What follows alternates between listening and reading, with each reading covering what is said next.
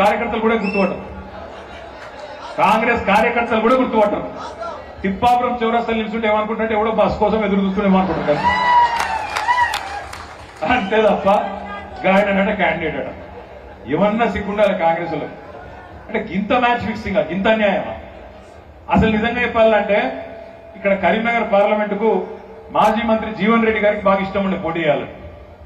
మనందరికి తెలుసు జీవన్ అన్న మంచోడు. జీవన్ అన్న అంటే ఏరియాలో కూడా మంచిగానే తెలుసు. ప్రవీణ్ రెడ్డికి ఇంట్రెస్ట్ ఉండే మాజీ ఎమ్మెల్యే హుస్నాబాద్. వాళ్ళిద్దరు కొద్దిగా మంచి పోటీదారులు అయితే నిజంగా చెప్పాలంటే వాళ్ళిద్దరు వస్తే కొద్దిగా పోటీ గట్టిగా రసవత్తరంగా ఉంటుండే. కానీ మ్యాచ్ ఫిక్సింగ్ లో భాగంగా రేవంత్ రెడ్డి గారు బండి సంజయ్ గారు బదులుకొని ఏమనుకున్నారు ఎరికేనా, అరే గట్టోళ్ళని పెడతా అయితే బీఆర్ఎస్ గెలిచిపోతుందా, సప్పుడేగా ఒక డమ్మి గాని డఫర్ గాని పెడదామని చెప్పి ఎవడో ఊరు పేరు ముక్కు మొక్కలు తెలవని తీసుకొచ్చి ఇలా కరీంనగర్ పార్లమెంట్ లో కాంగ్రెస్ బీఫారం ఇచ్చింది. నేనైతే మీ అందరికి చేసే విజ్ఞప్తి ఒకటే, వాళ్ళ కుట్రలు వాళ్ళ ఎత్తుగడలు వాళ్ళకు ఉండొచ్చు. మీరు మాత్రం వేములవాడలో పోయినసారి జరిగిన తప్పు దయచేసి ఈసారి జరగనీయకుండ్రి. మొన్న పోయినసారి కూడా నేను చిల్కకు చెప్పినట్టు చెప్పిన, ప్రతి మండలంకి వచ్చిన కేసీఆర్ గారు వచ్చిండ్రు, మీకు దండం పెట్టి చెప్పింది. ఏం చెప్పిండ్రు? మంది మాట నమ్మి, తెలుసు కదా మీకు, నేను చెప్పా గట్లే అయిందా? ఇప్పుడు మంచిగా పాలిచ్చే బర్రెను ఇడిచిపెట్టి పొడిసే దున్నపోతుంది తెచ్చుకున్నాం. 100 రోజులలో అన్నీ అయిపోతాయి. డిసెంబర్ 9కి రుణమాఫీ రాగానే ఎంబడే సంతకం పెడతా అన్నాడు. అయిందా సంతకం?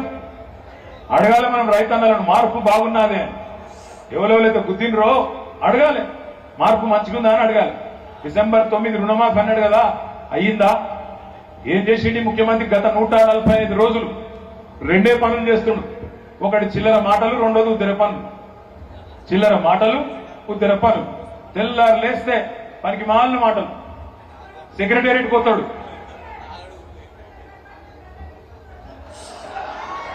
ఏందట గడ్డం గీక్కున్నాడు. ఎవరు?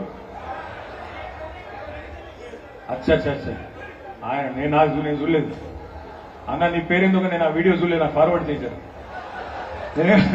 నేనేమంటున్నా, ఈ ముఖ్యమంత్రి సెక్రటేరియట్ పోయింది. సెక్రటేరియట్ పోయి అంటాడు ఆడ ఇట్లిచ్చుకుంటా, నేను ఊళ్ళో అంకె బిందెలు ఉంటాయనుకొని వచ్చినా ఇక్కడ ఖాళీ కుండలు ఉన్నాయంటాడు. నాకు తెలియకడుగుతా, కటపారలు పట్టుకొని తటపారలు పట్టుకొని నెత్తి మీద కిసినట్టు తువాల కప్పుకొని అర్ధరాత్రి ఎవరు తిరుగుతారు లంక బిందెల కోసం?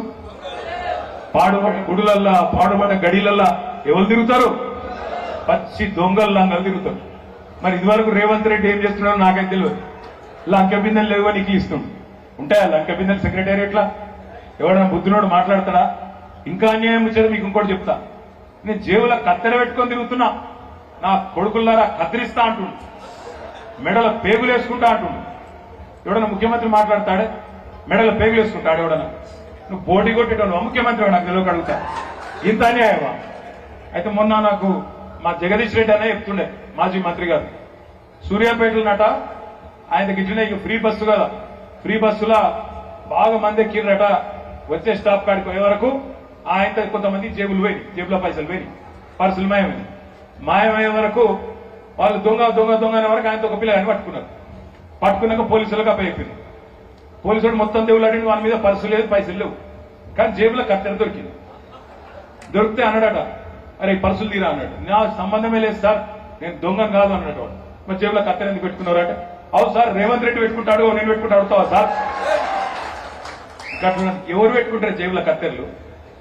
ఎవరు పెట్టుకుంటారు? జేబు దొంగలు పెట్టుకుంటారు. ఈ ముఖ్యమంత్రి గారు ఏమనాలి? నేను అన్ని బోగస్ ముచ్చట్లు, బోగస్ మాటలు. బోనస్ అన్నాడు, 500 రూపాయలు క్వింటాల్కు బోనస్. అయిందా? వచ్చిందా? 500 బోనస్ బోగస్ అయిపోయిందా? ఎత్తిపోయిందా? రుణమాఫీ ఎత్తిపోయింది, బోనస్ బోగస్ అయ్యింది. తులం బంగారం అని మా ఆడబిడ్డలకు చెప్పిండు. దొరకలేనట్టుంది తులం బంగారం ముఖ్యమంత్రి గారు. ఏమలాడలో కూడా బంగారం షాపులు ఉన్నాయా? ఆది సీన నాకు చెప్పండి, బంగారం షాపు ఇన్నే ఉన్నది, మేము ఇప్పిస్తాం, తులం బంగారం ఈ నువ్వు అని చెప్పి, ఎందుకంటే తిరిగిండాలే చెప్పుకుంటా. ఊరికి చెప్పిరు తులం బంగారం ఇస్తాం. కేసీఆర్ 1,00,000 రూపాయలు ఇస్తుండు, మేము మీదికెళ్ళి తులం బంగారం ఇస్తాం అన్నాడు. సీనన్నా చూస్తున్నావు కావచ్చు, నువ్వు కూడా చూస్తుంటే ఈను మీ ఏమలాడలో బంగారం షాపులతో మాట్లాడు. మా ఆడబిడ్డలకు ఇచ్చిన మాట ప్రకారం బరాబర్ తులం బంగారం ఇయ్యాలి.